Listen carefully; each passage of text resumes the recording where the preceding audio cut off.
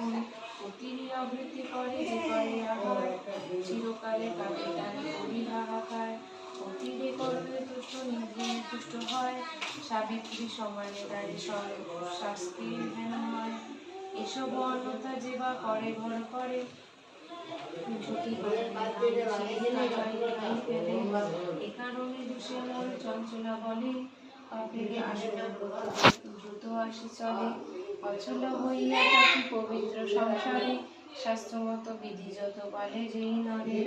এসব কর্তা শুনি কহে বেশি বর, দাও গো বিদায় দিল যাব অতঃপর। যারি মতো নর নারীর ভালো বাক্য মানে, সুখীতে সংসার করে আনন্দিত মনে। আমি লক্ষ্মীনারায়ণে, দেবশ্রী ফিরিয়া জানা কোনো ভবনে। অতঃপর লক্ষ্মী দেবী কহে নারায়ণ, উপদেশ